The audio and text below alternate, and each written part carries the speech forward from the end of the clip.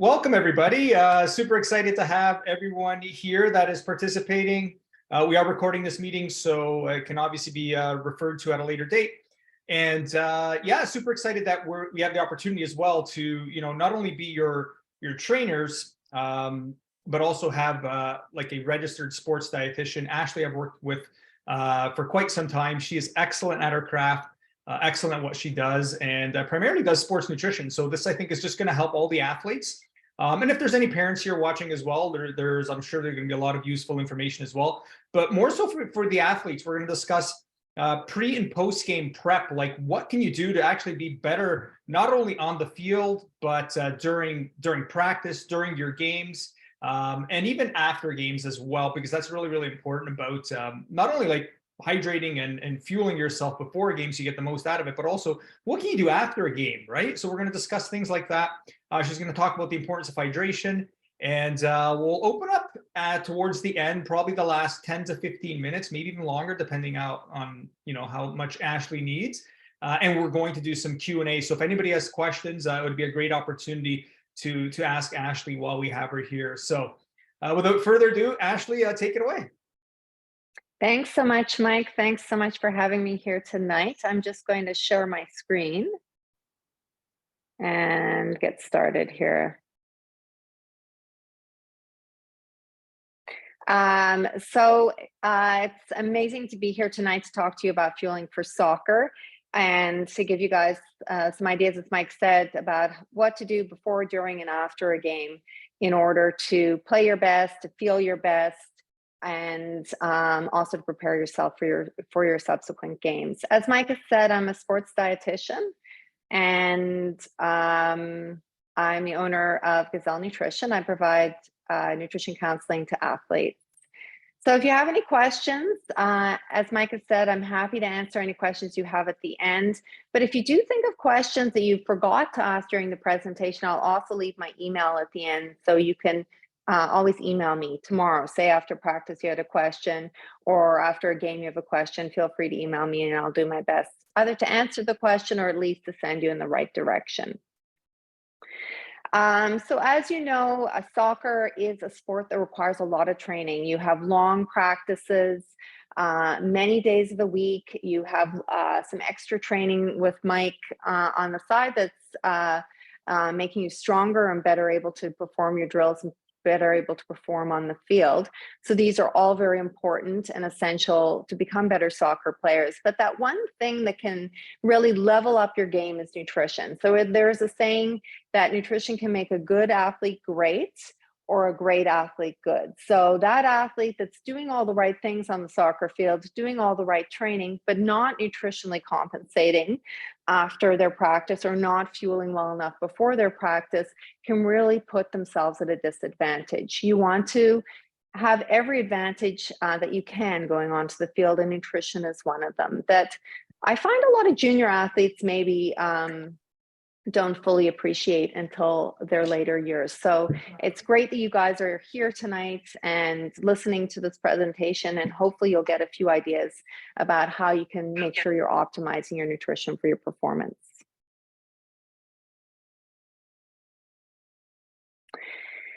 So as I said, with the right nutrition, you can boost your game on the pitch and nail your recovery off the field.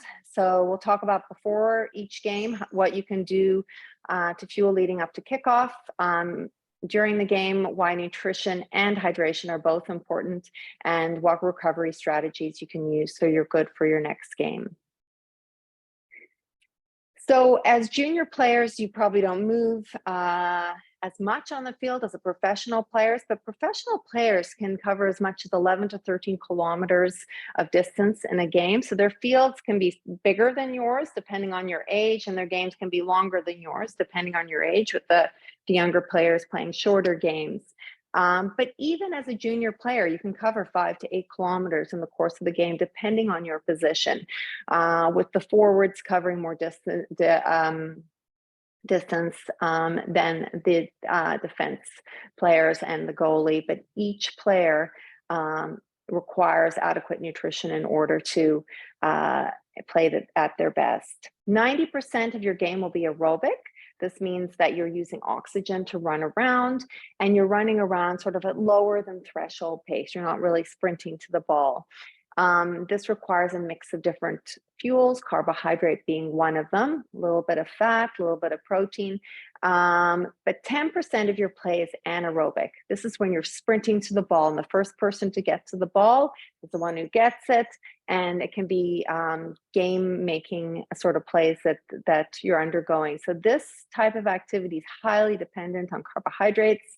They're required for your top gear efforts. So if you have enough carbohydrates on board, you're more likely to be able to play well and to play more skillfully than your opponent, who may be two players of similar skill. If one has adequate carbs on board and the other doesn't, the one with adequate carbs on board is the one who's going to get to the ball first.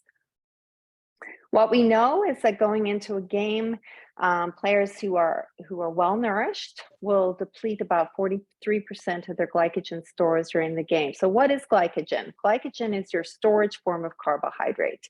That's it's like what you have in the bank for your game. You want lots in your glycogen bank before the game in order to be able to play your best. And you'll use up half of this bank during the game. But players who aren't well fed or aren't well nourished or not eating before a game can use up all of their carbohydrate bank during the game. So those are the players that you'll see walking around a lot at the end of the game. They're not able to sprint.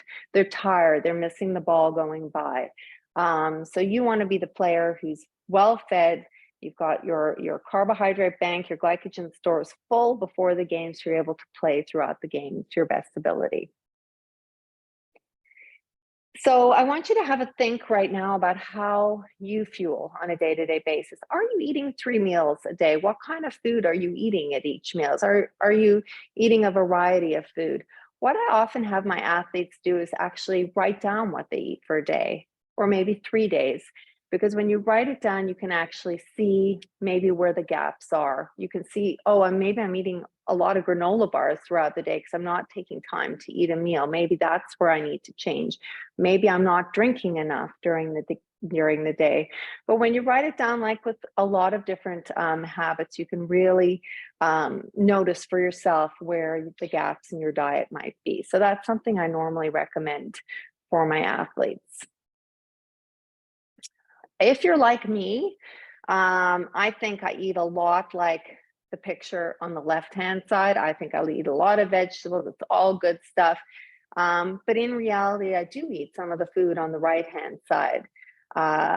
So doing the food diary lets you become accountable to yourself. Some of the food on the right-hand side is okay in moderation, but you don't want it to take up any more than 20% of the calories in your diet. This is what should be at a minimum in your diet, where the more colorful, veggie laden, whole grain laden, lean protein foods should be more of what you're eating. Less of the food on the right, more of the food on the left. So in general, simply aim for 3 well-balanced meals a day and a snack or a meal before exercise. You want a quarter of your plate to be lean protein, like a nice fish, a lean piece of chicken. If you're vegetarian, a little bit of tofu or some beans. Half your plate fruit and vegetables, very colorful. The more colorful they are, the more vitamins are in there. So a lot of the vitamins that you find in fruit and vegetables are actually required to make energy in your body. So that's why they're important. Or there's things like vitamin C that are very important for collagen production. And that's very important for the connective tissues that connect your muscles to your bones and can actually help you jump higher, run faster, that kind of thing. So the supporting nutrients are in your fruit and vegetables, and you're not getting those, you're not being able to train to the best of your ability and to get the most out of your body. And then a quarter of your plate should be whole grains. So what do youth athletes normally do? How do they normally eat? Well, research has found that most junior athletes eat too much fat. So we're getting a lot of our calories from foods like pizza or French fries or cookies, a lot of saturated fat. So this is an advantage for you. So you're seeing what a lot of athletes are doing that maybe is not beneficial for them. So if you can try and do the opposite of what most athletes are doing, you're putting yourself ahead of the other team. So you do want fat in your diet, but you want it to come from nuts and oils and things like salmon. You don't want it to come from large amounts of pizza and French fries and chips and that kind of thing. Junior athletes are also not getting enough calcium and vitamin D that you find in things like dairy products or plant-based beverages, and they're also not getting enough fruit and veg. So these are foods that you can double down on, make sure you're including more of in your diet, and then again, you're getting ahead of what other kids your age are doing. So let's talk about what to do before your game.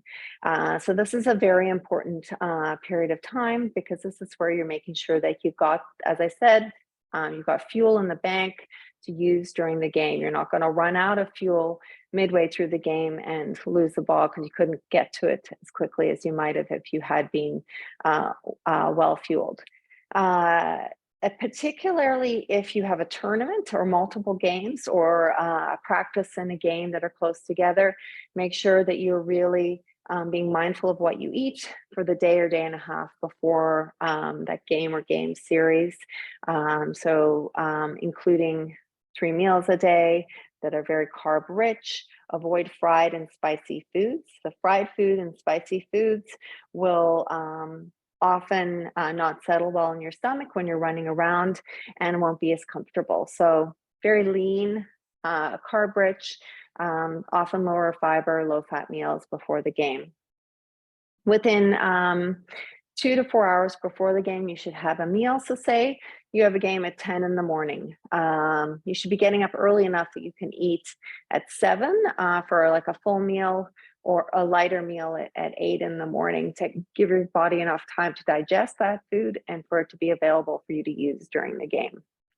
That sounds really early. I know if some of you are older, you're thinking, I'm sleeping in right to the last minute, but it really is helpful if you take that extra time to get that meal in. As I said, the day before, you should be focusing on making sure that you have 3 meals. You're not skipping any meals, you're having a snack. If you have a practice the day before a game, really make sure you're fueling well before the practice. Eat something 2 to 4 hours before the practice. Have lots of water during the practice and immediately eat after the practice so that you're not sleeping overnight before the game in an undernourished state. You have everything there ready for the next day. So see every meal as an opportunity to fuel up and get what you need, and make sure you're sipping on water throughout the day. If you're wondering how professional players eat when I'm talking about eating lots of carbohydrates, I thought this might just be helpful. This is a adult male, so he eats quite a lot. It's a 75 kilo or 165 pound player from Ireland. This is an example of what he would eat the day before a game. So as you can see, so for example, for breakfast, this player, not only does he have a very carby cereal, the Weetabix, he has 2 slices of toast, he has fruit salad, and he has orange juice in order to get enough carbs. Then at dinner, he not only has the mashed potatoes, carrots, and peas, which are carb dense. He also has strawberries and ice cream and sports drink. As I said, he's a 165 pound player, so he's probably going to need a lot more food than a lot of you. But just being sure you have at least 2 to 3 servings of carb-rich foods each meal in the day before your game. So Mbappe, for example, is a player who eats 6 meals a day. This is very common in professional soccer players in order to stay fueled. They do that for 2 reasons. One, to make sure they're getting enough carbs, which I'm talking a lot about, but also to ensure they're getting enough protein. So if you space your protein throughout the day, you can build muscle better than if you eat it all at one time. So there's 2 reasons for their strategy of eating regularly throughout the day. One is for energy, one is for muscle building. And he's also someone who really likes smoothies, which is something someone needs to okay, Sorry, I'm getting some background noise. Smoothies are something I recommend for my clients who have trouble with eating solid food before a practice or before a game, because it's digested really quickly. So if you're someone who doesn't like to eat, having a quick smoothie may be something that works well for you. Knowing if you're hydrated well enough or not is important. If you're not hydrated well, particularly going into the summer, you have a higher risk of getting heat stroke or heat illness. So the easiest way, it's sort of gross, but the easiest way to figure out if you're drinking enough is to look at your pee. So if it's really darkly colored, then you're not drinking enough. If it's not got any color at all, you're drinking too much. So you can actually drink too much, and that's dangerous as well. What you're looking for is your pee to be sort of a straw color, and then you know you're getting in what you need to get in. Another good tip for the summer is if you have a really hot day where you have a game, say it's 32 degrees, for example, make sure you have some ice in your water bottle. This can help lower your body temperature. And they found even like a slurry type beverage is particularly helpful. So blending ice and sports drink in the blender together will create smaller ice crystals, and this will cool you down better. So bringing that to the field in a cooler and using that throughout the game will help lower your body temperature and help you play better. Here's some examples of timing for eating. I often get a lot of questions about when my clients should eat before game time. So this is depending on kickoff. You're aiming for 3 to 4 hours before a game if you're eating a full meal. So say you had kickoff at noon, you would obviously only be able to have breakfast. If you have kickoff later in the day, say 5 p.m., which is 1700 hours, then you would have time for breakfast, lunch, and a snack a couple hours before the game. So I know a lot of you know about what works well for you before a game. So this is actually something that's maybe you have fewer questions about. I do find a lot of players maybe can really level up when it comes to during the game. So most of you will bring water to the game. This is a no-brainer for you.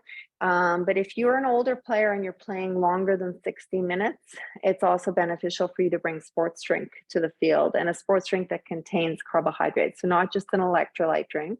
So BioSteel and Nuun would be two examples of electrolyte drinks.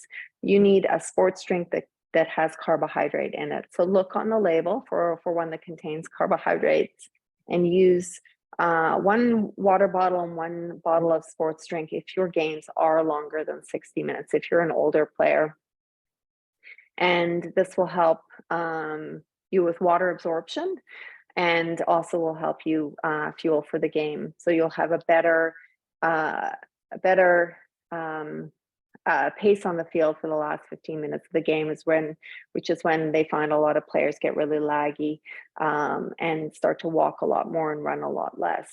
So we want some carbohydrates in the game in order to complete the game in the same way as you started the game, sort of with the same velocity. This is another example of how to eat on game day. There's a lot of extra information here, but most important to note, if say you are playing a game at 3, make sure you have a couple meals before the game. Your last meal should be 3 to 4 hours before the game, and then you would probably benefit from having a snack right before. So here they have, as an example, a sports drink right before the game. They also have an example of having a protein drink. This is something that I wouldn't recommend for a teenage athlete. Protein powder is something that experts don't suggest for kids that are growing still, because the protein powder or supplement industry is not well regulated. So I would avoid that, but everything else on here can be quite helpful, including having a source of carbohydrate at halftime. So this is what I suggest for a lot of my soccer players, bringing something to the field that you can quickly snack on at halftime to give you that energy for the last half of the game.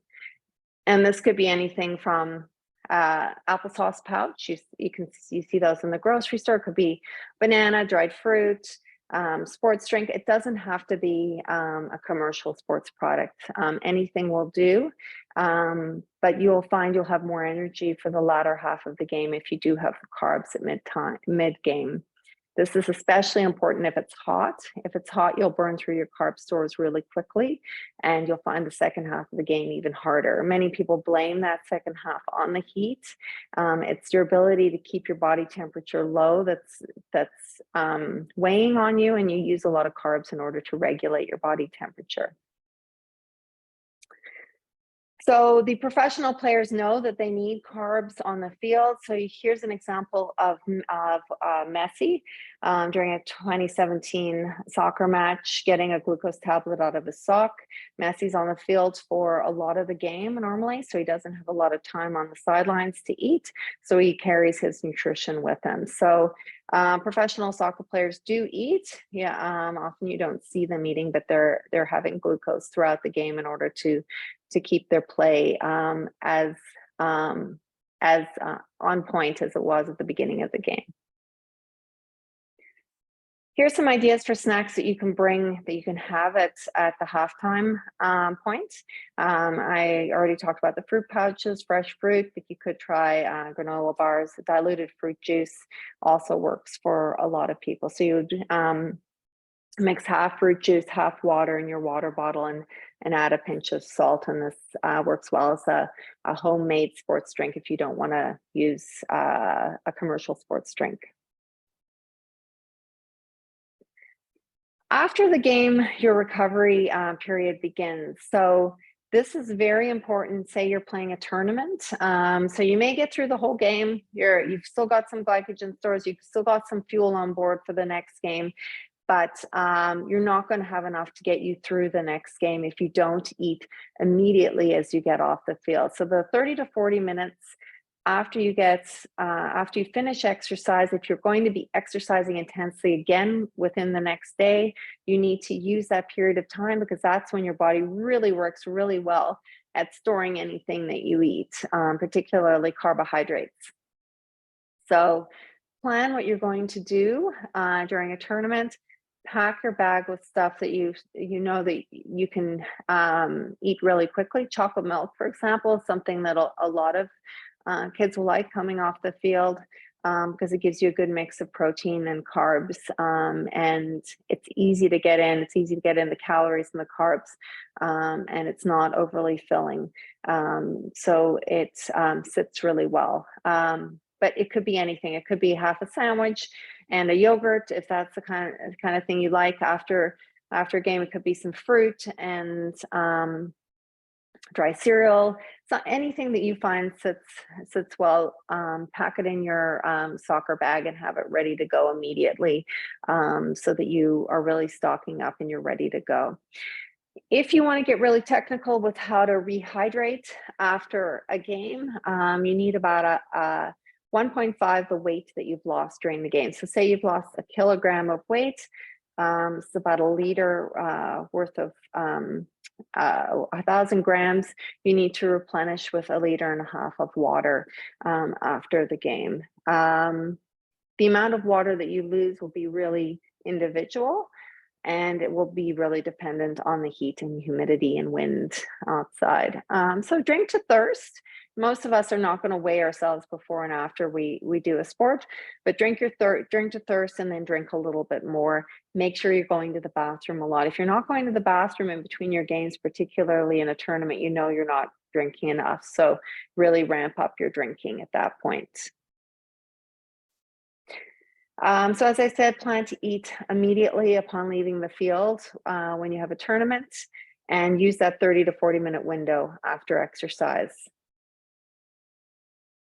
You guys look like you've just come off the field, so I hope you had a little snack after you came off. I can see you getting tired. So don't rely on training venues to provide snacks. Pack your own snacks. A lot of training venues will have things like hot dogs or burgers or cookies or that kind of thing. bring your own stuff. Then you know you've got what you need in order to be ready for your next game. Plan ahead, know the timing, know what you're going to eat, bring what you need to eat. So what do the pros eat on game day? So FC Barcelona, for example, bans all processed and fried foods during soccer season. So they don't eat any of that junk I talked about, allowing 20% of your calories to come from at the beginning. At halftime, Manchester United relies on sports gels. So they have, they top up with sports gels mid-game. And post-game, one player from Inter Milan is known to have a Mediterranean diet. So Mediterranean diet is a diet that's very high in vegetables, whole grains, and proteins, basically the picture I showed you at the beginning. So all of these soccer players are doing sort of exactly what I was just talking about, and they're all performing at very high levels. So you can emulate what they do in order to play your best on the field. So in conclusion, make sure that 80% of the time you're choosing wholesome foods. We're all human. We all want some treats sometimes. That's fine. Just most of your diet should come from these healthy foods. Before the game, load up on fruit, grains, and dairy as tolerated. You want to eat 2 to 4 hours before your game. During the game, make sure you have something at halftime. Most people won't. This is where you can really level up on the other team. Make sure you're bringing 2 water bottles to the field. If you're playing longer than 60 minutes, one of those should be a sports drink. And after the game, recover by prioritizing a snack in the 30 to 40 minute window afterwards. If you're playing again within 24 hours, if you have longer than 24 hours, you have more time for the snack, but it's a really great opportunity to remind yourself to eat. It's also good for muscle protein synthesis. So if you're getting some protein in immediately after, exercise really boosts our body's ability to build muscle for the day after the exercise event. So really take advantage of that. You're wanting to make sure you're building and repairing your muscle and getting stronger. And the stronger you are, the faster you'll be able to run. And the less likely you are to be injured, or you'll also be able to better recover from injury if you're fueling with a little bit of protein after exercise as well. Thank you so much. And I'll open up the floor to any questions that anyone may have.